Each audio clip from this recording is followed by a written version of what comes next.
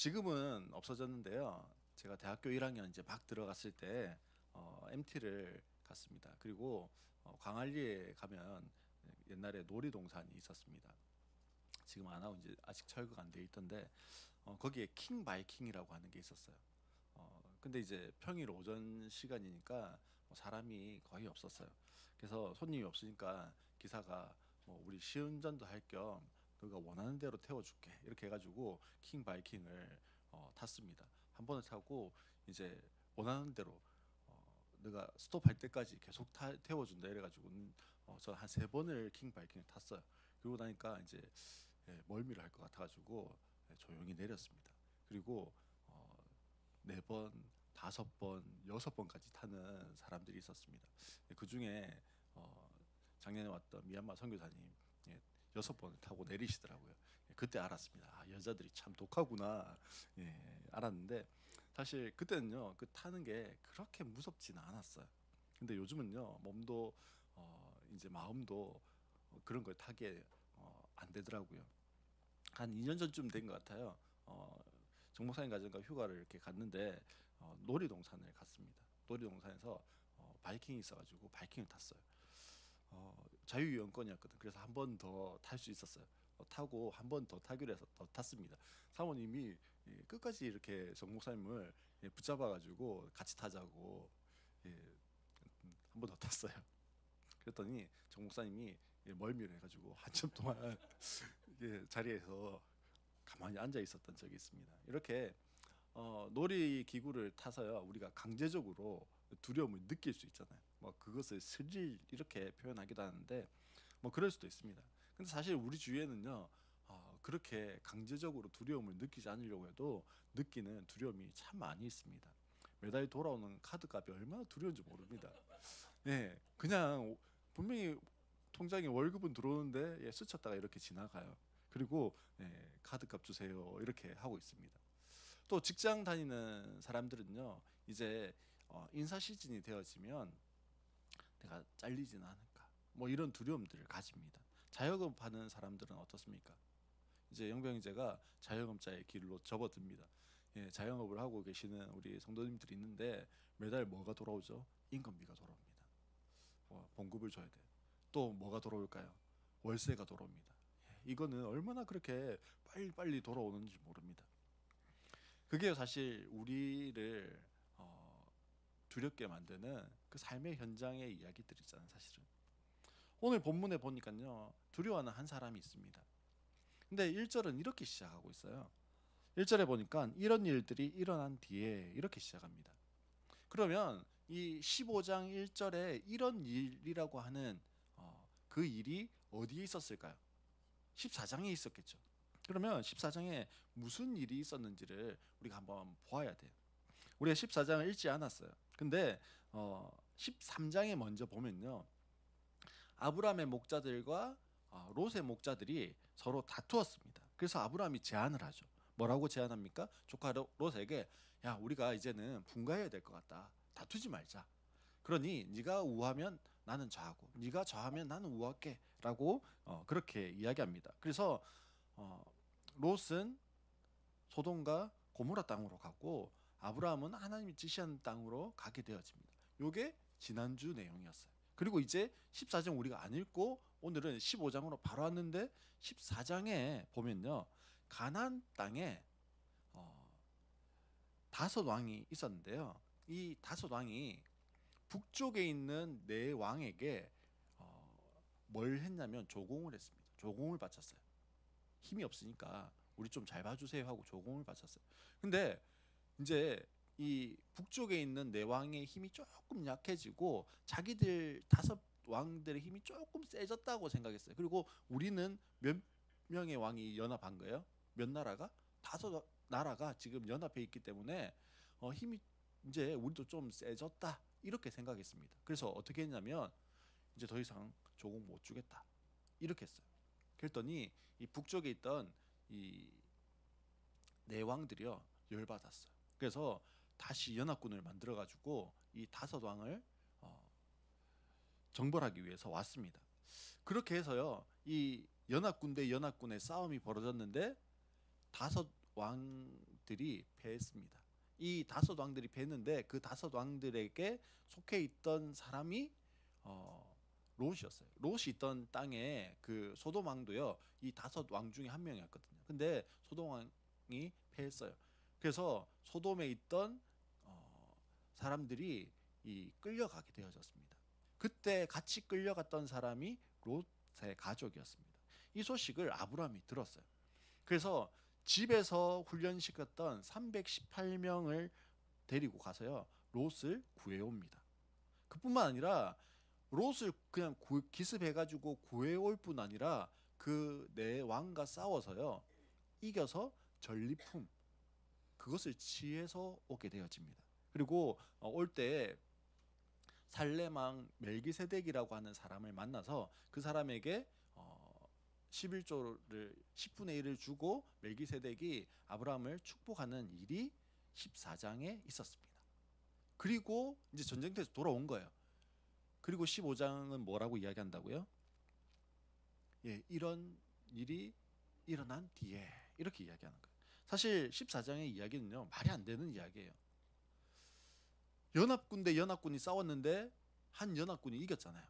그 이긴 연합군을 집에서 훈련시킨 사람 318명 데리고 가가지고 그 연합군을 기습을 해서 뭐 자기 조카만 구해낸다 이거는 있을 수 있는데 어떻게 했다고요? 기습해서 조카를 구해올 뿐 아니라 전리품을 취해서 왔다 이렇게 이야기하는 거예요.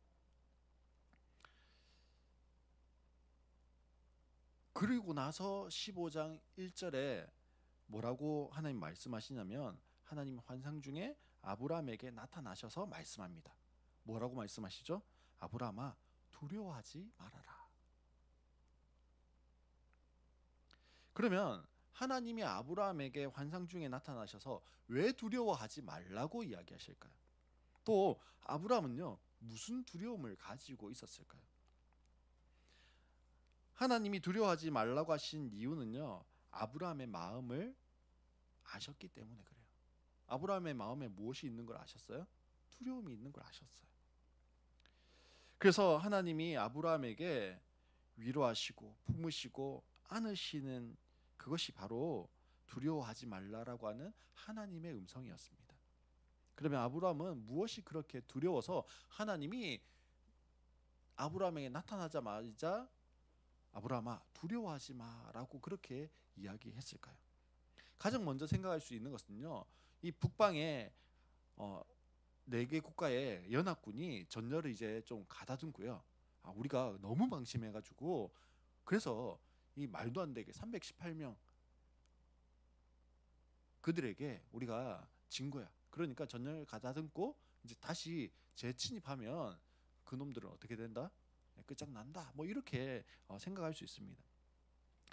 이 4개국의 연합은요. 당시 그 근동 지역의 고대 근동의 그 통치자들이었어요.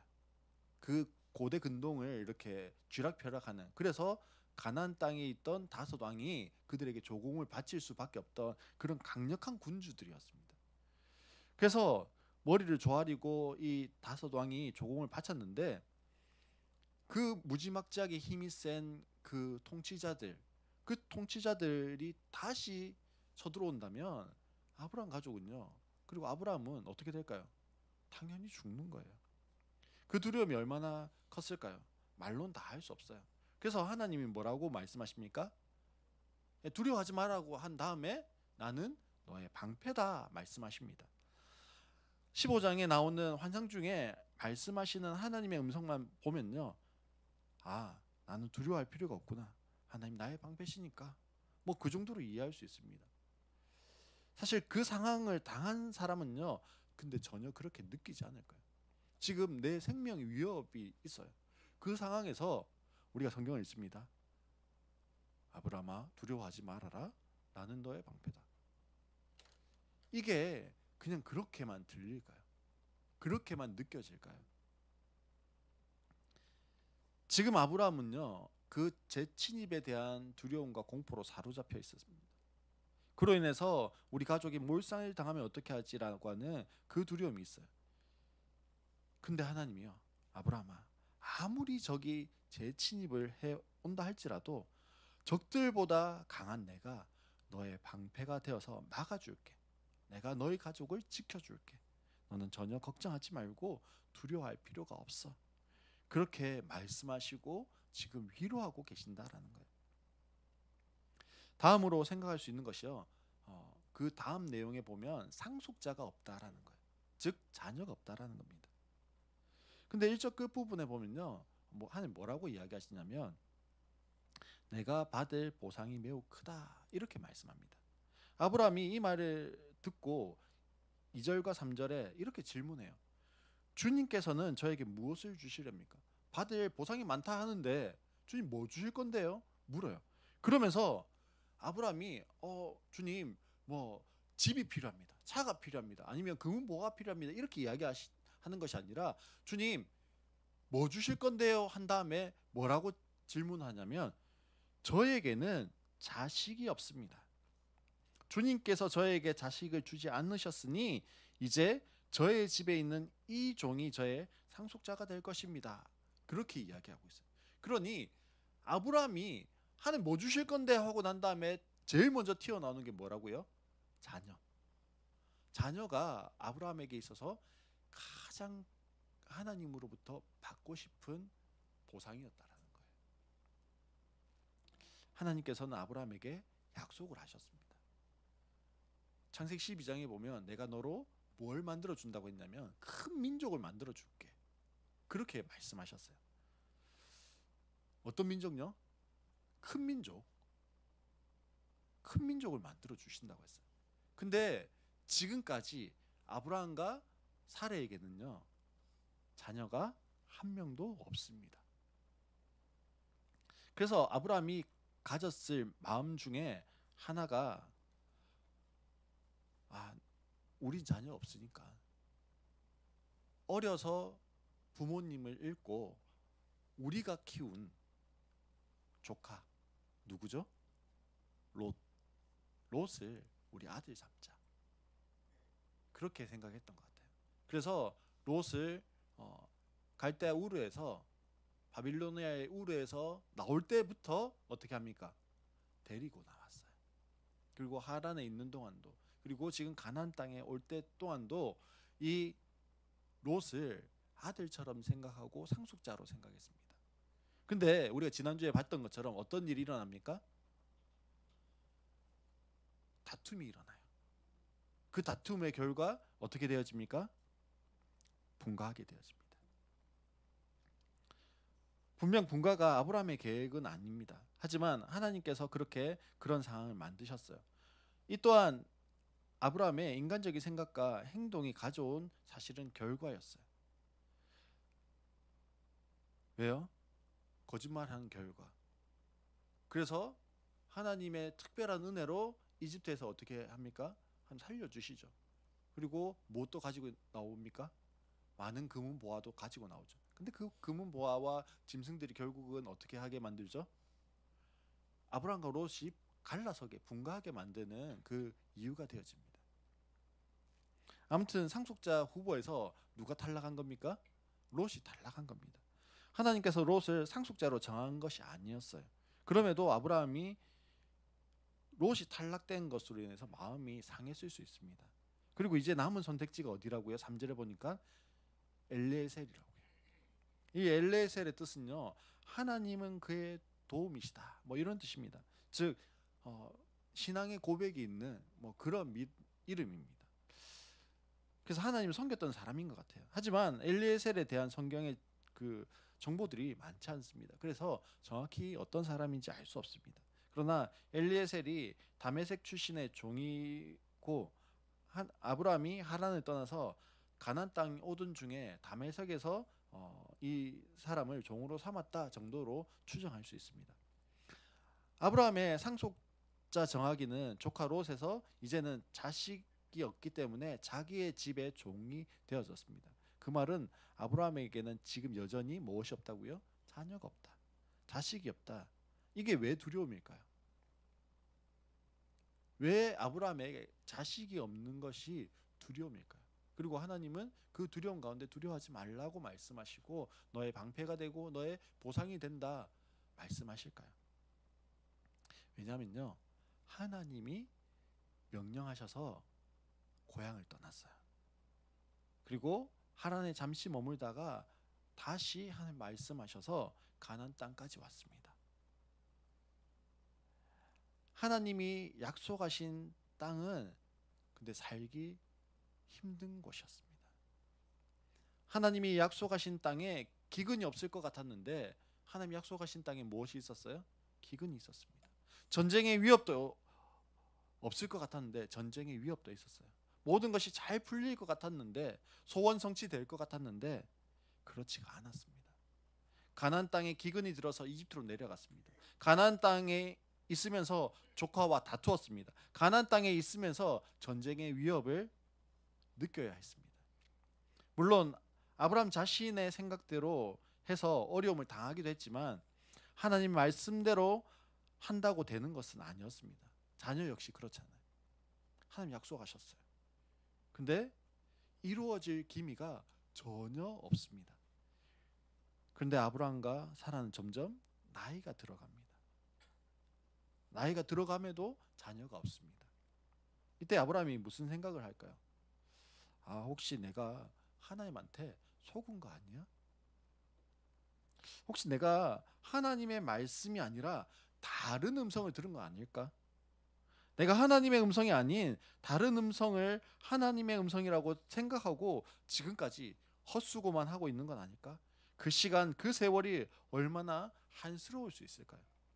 아브라함에게 단순히 아직까지 자녀가 없다는 것이 아니라 지금 내 삶이 부정당하고 거부당하는 그런 느낌이 아니었을까요? 두 가지 이유 모두 나의 현실을 바라볼 때 생기는 두려움이었습니다. 아니, 현실에서 느끼는 두려움이었어요. 이것은 너무 당연한 두려움일 수 있습니다. 적이 언제 다시 쳐들어올지 모르고 있는데 천하태평하고 있는 그것이 더 이상한 거잖아요. 자녀가 없어서 상속자로 삼을 사람이 없는데 걱정하지 않고 내 인생만 순종하며 살다 천국 가면 되지 이러면서 팔짱 끼고 있을 수만은 없지 않습니까? 이렇게 우리 앞에 놓여 있는 현실이 너무 아득하게 느껴질 때가 있습니다. 아브라함이 느끼는 두려움이 현실과 믿음 사이의 단절, 괴리에서 오는 거예요. 분명 아브라함은요, 하나님의 인도하심을 경험하고 지금까지 왔어요. 지금 현실의 두려움이라고 하는 것은 연합군의 재침입만 생각해도 그렇습니다. 원래 연합군을 이긴다라고 하는 것 자체가 불가능한 거잖아요. 근데 얼마나 잘 훈련되어져 있는 특수 그 군인 같은 318명이면 밤에 기습 작전을 멋지게 수행해서 연합군으로부터 대성을 거두어 드릴까요? 사실 한마디로 이야기하면요, 불가능한 거예요. 근데 어떻게 이겼죠? 이미 그 전쟁 가운데 하나님의 놀라운 일하심과 하나님의 개입하심 때문에 가능했던 거예요. 그 결과 승리도 하고 전리품도 취했습니다. 그러니 아브라함이 이 승리를 통해서 기억해야 할 것이 무엇일까요? 다시 적이 복수해 오면 어떻게 하지 않은 그 두려움이 아니라 하나님이 승리케 하시는구나. 하나님이 나를 지키시는구나. 하나님이 함께 하시는구나. 믿고 고백하는 것이 필요합니다. 현실이 아무리 높아 보이고 버거워 보이고 하나님이 개입하시지 않으면 이 문제가 해결되지 않는 것 같아라고 생각되어지는 그 모든 상황 가운데 하나님이 개입하시면 그것이요, 아무런 문제가 되지 않습니다. 그것을 우리가 알아야 하는 거예요. 자녀의 문제에 있어서도 하나님이 약속하셨으니 하나님이 이루실 것이다 라고 하는 것을 믿어야 합니다. 여호와 하나님은요, 언약에 신실하신 하나님이에요. 하나님은 자신이 언약하신 것을 반드시 이루시고 성취하시는 분이십니다. 우리가 그것을 믿어야 하는 거예요. 하지만 어떻습니까? 현실이 그래요? 현실의 그 높이만큼, 현실의 깊이만큼 그 승리케 하시는 하나님, 지키시는 하나님, 함께 하시는 하나님을 너무 쉽게, 너무 빨리 잊어버립니다. 그런 하나님을 우리가요 감각하지 못할 때가 참 많아요. 그럼 우리를 보신 하나님 얼마나 안타까우실까요? 제가 2년 전에 수술을 했잖아요. 수술 전에도 하나님 앞에 기도하고 또 하나님의 도우심을 구하고 기도를 또 받기도 하고 뭐 이렇게 했습니다. 그래서 전 안 두려운 줄 알았어요. 수술 날짜가 점점 다가왔습니다. 저는 안 두려워한다고 괜찮다 이렇게 하고 있었는데 옆에서 지켜보는 아내가 보기에는 긴장하고 두려워했던 것 같아요. 그래서 다른 분에게 기도를 요청해서 하나님의 뜻을 듣기도 하고 구하기도 했습니다.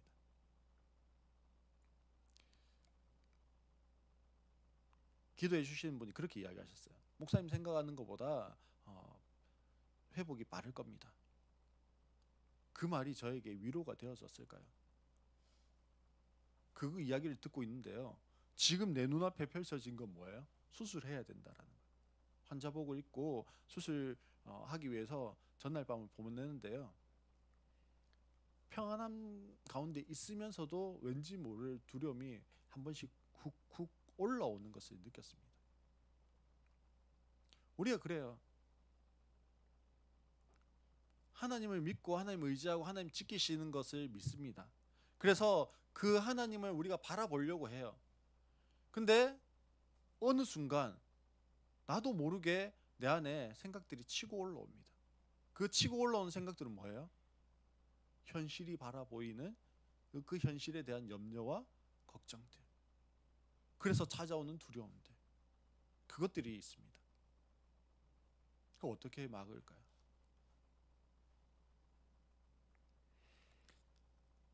하나님은 믿음의 고백이 아니라 두려움에 사로잡혀 있는 아브라함에게요 찾아오셔서 말씀하십니다. 근데 하나님이요 4절에 보면 단호하게 말씀하세요. 하나님, 난 자식이 없잖아요.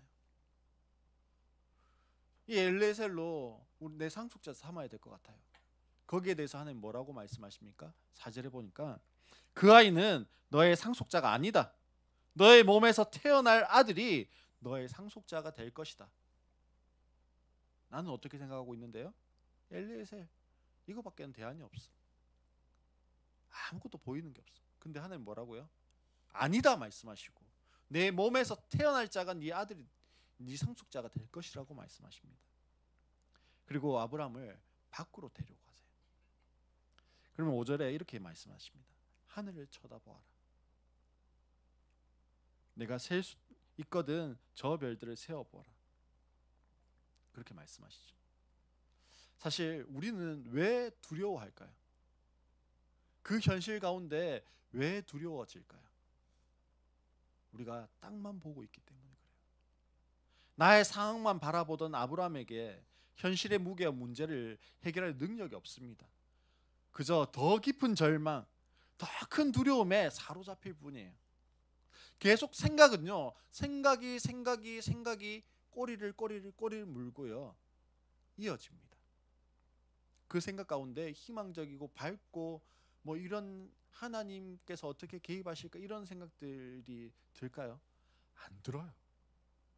더 우울한 생각, 더 극한으로 가는 생각들만 계속해서 연결되어집니다. 그때 하나님은 뭐라고 말씀하신다고요? 하늘을 쳐다봐라. 하늘은 하늘의 하나님께 우리의 시선을 향할 때 현실이 아니라 비로소 무엇이 보입니까? 하나님이 보이는 거예요. 그리고 하나님은 하늘의 별들을 세어보라고 말씀하십니다. 별을 세는 게 우리에게 가능한 일입니까? 물론 지금은 뭐 과학이 발전해서 기계가 별을 셀 수 있다고 그래요. 근데 인간인 우리는요, 내가 별을 셉니다. 별 하나, 별 둘, 별 셋 하다가 까먹습니다. 다 셀 수가 없어요. 내 시선 너머에 있는 그 별들까지 우리가 다 볼 수 있습니까? 볼 수 없거든요. 그러니 별을 세는 것은요 나에게 불가능한 일입니다. 하나님은 깊은 고민과 두려움에 사로잡혀 있는 아브라함에게 말씀하시는 거예요. 수많은 별을 세어보는 것은 너의 영역이 아니라는 거예요. 그것은 이 별들을 창조한 나의 영역이라는 겁니다. 아브라함, 너의 삶도 내가 이끌어가고 개척하고 만들어가는 네 영역이 아니라 하나님의 인도하심을 보며 한 걸음 나아가야 하는 내 영역이라는 거예요. 그러니 아브라함, 너는 나를 따라라, 나를 믿어라, 나와 함께 가자. 지금 그렇게 말씀하는 것 같습니다. 그러면서 5절에 재미있는 표현이 하나 나옵니다. 분명 아브라함에게 별을 세워보는 것은 불가능한 일이에요. 아브라함의 영역이 아닙니다. 그런데 하나님 뭐라고 이야기하십니까? 너의 자손이 저 별처럼 많아질 것이다 말씀합니다. 즉 나에게는 불가능하다고 여겨지는 그것, 나에게는 두려워서 어찌할 수 없는 그것이 하나님께서는 하나님 자신이 내가 이룬다, 내가 성취한다 말씀하는 거예요. 왜냐하면 하나님이 그렇게 계획하시고 작정하셨기 때문에 그렇습니다. 사랑하는 성도 여러분, 지금 나의 눈에 보이는 현실이 있습니다. 지금 내 앞에 놓여 있는 현실이 있어요. 그 현실을 보면요, 두려움이 엄습합니다. 인간적인 눈으로 보면 그렇습니다. 저도 그래요. 올해 서영이도 서진이도 저희 부부도 해외로 나가는 스케줄이 있습니다. 그래서 재정이요 많이 필요하더라고요. 하지만 통장에는 그런 재정이 없습니다. 그냥 생각하면요 답답합니다. 이렇게 이 문제를 해결할 수 있을지 답이 없습니다. 이런 생각을 하면요 현실이 그대로 저를요 강타하는 거예요. 뭐 현타라고 그러죠. 그렇습니다. 그때 제가 하는 것은 뭘까요? 제가 해야 하는 것은 뭘까요? 네, 맞습니다. 하늘을 쳐다보는 거예요. 하늘에 길이 있습니다. 별을 세어보면요 내가 할 수 없음을 더 철저하게 알게 되는 거예요. 별 세면서 이건 내가 할 영역이 아니구나, 그거 아는 겁니다. 그래서 뭐 해야 될까요? 기도합니다. 그래서 하나님의 개입을 간구하시는 거예요. 그래서 하나님께 재정의 문제를 넘겨드리는 거예요. 내가 하는 것이 아닙니다. 주님이 하십니다. 주님이 기뻐하시는 거면, 주님이 원하시는 거면 그 일을 이루어 가시는 것은 누가 하시는 거예요? 주님이 하시는 겁니다. 이 고백이 아브라함의 고백이기도 합니다. 그래서 6절에 보면 아브라함이 주님을 믿으니 주님께서는 아브라함의 그런 믿음을 의로 여기셨다 말씀합니다. 그런 믿음이 뭘까요? 어떤 믿음이 그런 믿음일까요? 자손이 하늘의 별처럼 많아질 것을 믿었다는 거죠. 사실 아브라함은요 조금 전까지만 해도 하나님 믿지 못하고 믿음의 눈과 믿음의 반응이 아닌 현실의 눈으로 현실을 보고 두려워하고 있던 그런 사람입니다. 그런 아브라함이 믿음이 있으면 얼마나 있을까요? 하지만 하나님은요 아브라함의 그런 믿음을 뭐로 여기셨다고요? 의로 여기셨어요. 마치 아브라함에게 어떤 건덕지라도 하나 있으면 그것 가지고 칭찬하려고 하는, 믿음을 주려고 하는 그런 분 같습니다. 예전에 같이 모임을 하던 모임이 있었는데요. 거기에 사모님이 남편을 향한 감사거리를 찾는 것을 스스로의 과제로 냈어요.